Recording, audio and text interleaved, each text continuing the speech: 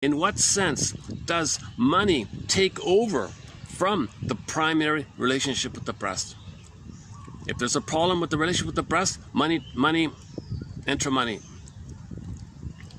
Money is a continuation of the breast. So you're still battling with the breast. Okay, money steps in for that. Money is the breast, basically. Now you're battling with money. It's called money neurosis. And your relationship with money, to yourself and to others, is all this greed and entitlement and selfishness and stinginess and miserliness and hoarding and all this kind of sources point to this problematic time in the feeding. The baby begins with an assumption that everything is mine, or at least that there's no sense in which anything is not mine. Yeah. So the baby thinks he owns the breast. That him and the breast are one. There's no differentiation. Once again, he doesn't know where he begins and ends, where the breast begins and ends. He thinks he owns the breast and it's him, that the breast is him. So there's the key line here. For the infant, the breast belongs to him and is him.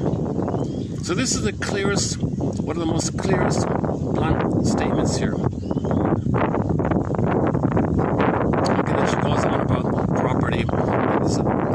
If you don't own the breast, we'll own stuff. But owning stuff is never translates to the memory where you should have owned the breast. You never got the breast. You never got the chance to own the breast. The world is my oyster. The babies think they own the breast. The world is his oyster.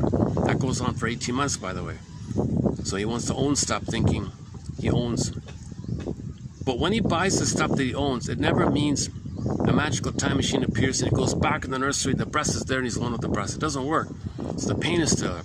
Pain, repeat, pain, repeat, repetition, compulsion. So that's, now we're into the self-devouring society. Now we create excuses. Now enter into this area where a lot of people feel this. So a system is created where we just, where people just gang up and say, well, let's plunder.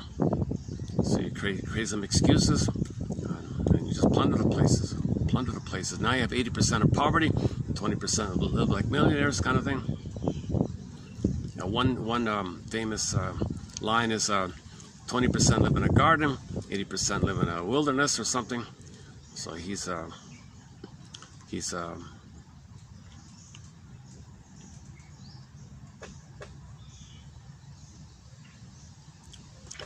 was a trainer for news short sellers. So he wanted the imagery of either or, good and bad, to click in the mind, good and bad, to make sure everyone thinks in either or terms.